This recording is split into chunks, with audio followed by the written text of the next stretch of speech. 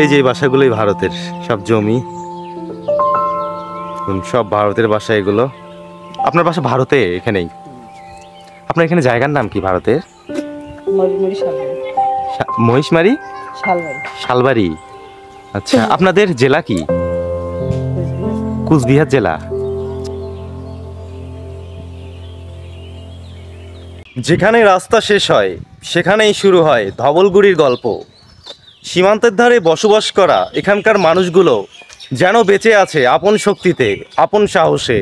বন্ধুরা, লালমনিরহাট জেলার পাটগ্রাম উপজেলার সীমান্তবর্তী ধবলগুড়ি গ্রাম থেকে আপনাদেরকে আমি শুভেচ্ছা জানাচ্ছি, তৌসিফ আহমেদ। আশা করি আমার সাথেই আপনারা থাকবেন। বন্ধুরা দেখুন, একদম খোলামেলা বর্ডার। এই পাশে দেখা যাচ্ছে পিলার দেওয়া, এখানে পিলার দেখা যাচ্ছে। এই যে পিলার দেওয়া, কোনো তার কাটার বেড়া নেই। উপরে লেখা আছে কিছু লেখা নেই। এই যে বাসাগুলোই ভারতের, সব জমি, সব ভারতের বাসা এগুলো।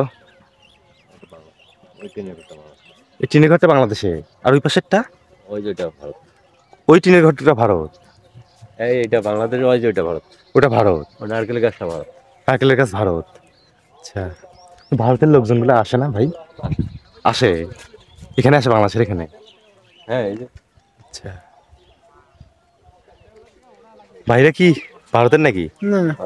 বাংলাদেশের। ওই যে আসছে দূরে।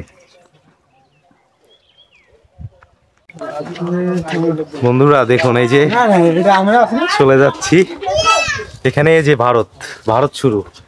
বাংলাদেশের শেষ ভাষা, একদম বাংলাদেশের শেষ ভাষা, কিন্তু অনেক কিছুই বোঝায়। বাহ, এগুলো ভারতের না? এগুলো ভারত। ওই যে দেখা যাচ্ছে ভারতের বাস। না ভাই, সামনে যাওয়া যাবে না, ভয় লাগে। বন্ধুরা দেখুন ভাই, এটা জায়গার নাম কি ভারতের? মহিষমারি। বন্ধুরা দেখুন, এই যে ভারতের লোক দাঁড়িয়ে আছে, ওই যে দূরে দেখা যাচ্ছে ভারতের লোক। পুরোটাই ভারত, এপাশে পুরোটাই ভারত। আমি বাংলাদেশের ভিতরে আছি, ভিতরে যাওয়া যাবে না ভারতের ভিতরে, রিস্ক নিয়ে। আপনি ভারতের? আপনি ভারতের ভাষা? ভারতের ভাষা আপনার? ভারত না এখানে, যে আপনি বাংলাদেশের ভিতরে আসছেন না? বন্ধুরা দেখুন, বাংলাদেশের ভিতরে আসছে। আপনারা কি এই যে পাটগ্রামের মানুষ যেভাবে কথা বলে আঞ্চলিক ভাষা, ওইভাবেই কথা বলেন? ওইভাবে কথা বলেন না? আচ্ছা, বন্ধুরা দেখুন, এই যে ভারতের লোক, এই যে মানুষ দাঁড়া হয়ে আছে এখানে, ওই পাশে আরো পুরোটাই এই পাশে ভারত। কোনো সমস্যা নেই।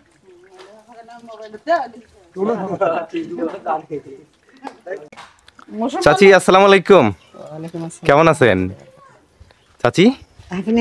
ভালো আছি, তোমার কেমন আছেন? আপনি তো বাংলাদেশের ভিতরে আসতেন না? আপনার বাসা ভারতে এখানেই? আপনার এখানে জায়গার নাম কি ভারতের? মহিষমারি, শালবাড়ি। আচ্ছা, আপনাদের জেলা কি?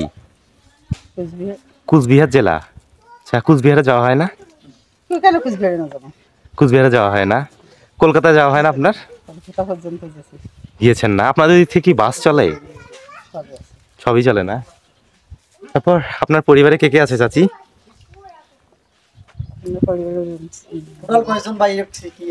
পরিবারে কে কে আছে আপনার? ছেলে আছে, ছেলে, বউ আছে, নাতি আছে, পুতি আছে। বিয়ে দিয়েছেন না ছেলের? সবারই বিয়ে হয়েছে। সংসার কিভাবে চলছে? কৃষি করতেছে, বিদেশ করতেছে। আচ্ছা, কৃষিকাজ করে। বিদেশে থাকে কেউ? ছেলে কোন দেশে থাকে? আচ্ছা আচ্ছা, আপনারা যে বাংলাদেশের ভিতরে আসেন, সমস্যা হয় না চাচি? আচ্ছা, বাড়ির মতন না? গেস্ট হিসেবে থাকে, বাড়ির মতন। বাংলাদেশের মানুষ যায় ওখানে? আচ্ছা, এখানে কোনোদিন সমস্যার সম্মুখীন হননি?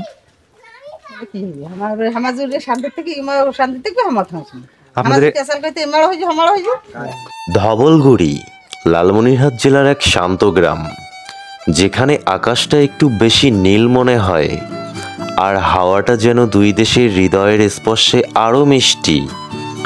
এই গ্রামে এক আশ্চর্য দৃশ্য দেখা যায়। একই উঠোনের দুই প্রান্তে দুটি ঘর, একটি বাংলাদেশের আরেকটি ভারতের।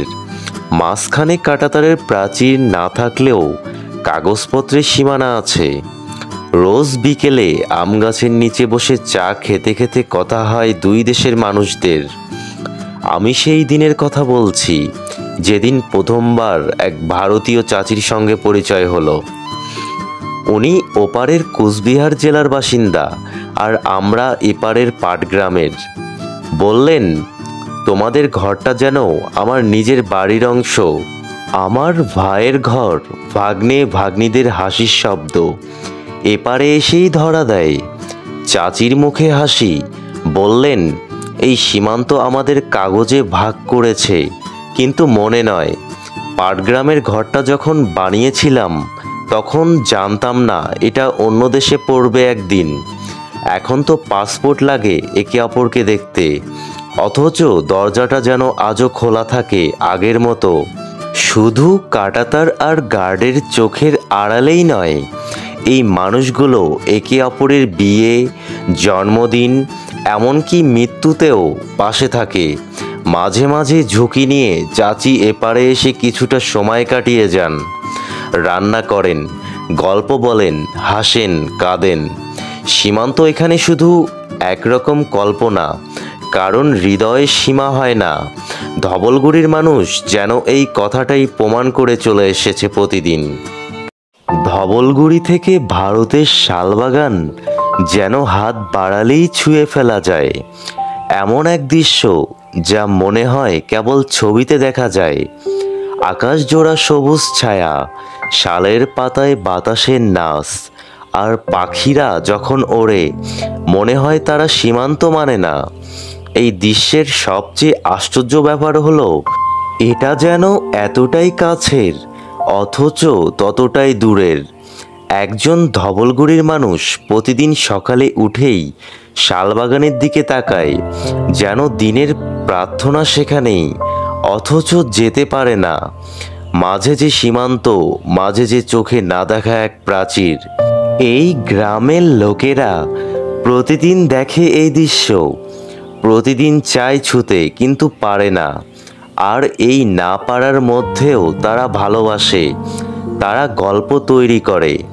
ওই শালের বনে এখনো আছে ফেলে আসা দুপুরবেলা, ওই পাতার ফাঁকে হয়তো আছে কোনো হারিয়ে যাওয়া ডাকনাম। ধবলগুড়ির মানুষ শালবাগানকে দূরের বলে মানে না। তারা ভাবে এটা তাদের আত্মার ছায়া ঘেরা উঠোন। এটাই তো সীমান্তের সবচেয়ে গভীর সত্য। কিছু কিছু দূরত্ব কেবল চোখে দেখা যায় কিন্তু মনে থাকে না। ঠিক সন্ধ্যার একটু আগে ধবলগুড়ির আকাশটা হয়ে ওঠে যেন এক ক্যানভাস, প্রকৃতির নিজের হাতে আঁকা ছবি। সূর্যটা ধীরে ধীরে পশ্চিমে হেলে পড়ে। সে এক অপূর্ব সৌন্দর্য যা কেবল চোখে নয় মনে ছুঁয়ে থাকে। সন্ধ্যার আলোটা যেন একসঙ্গে দুই দেশকে ছুঁয়ে যাচ্ছে। সূর্য আলাদা করে আলোক দেয় না, হাওয়াও আলাদা করে বয়ে যায় না। এ যেন এক নিঃশব্দ ঐক্য, যেখানে সীমান্ত নিজেই হারিয়ে যায় আলো ছায়ার ভেতর। সীমান্তে জন্ম মানেই কাঁটাতারের পাশেই শৈশব। বন্ধুরা, আজকে এই পর্যন্তই। পরবর্তীতে নতুন কোনো ভিডিওতে দেখা হচ্ছে। সবাই সুস্থ থাকবেন, ভালো থাকবেন। আসসালামু আলাইকুম।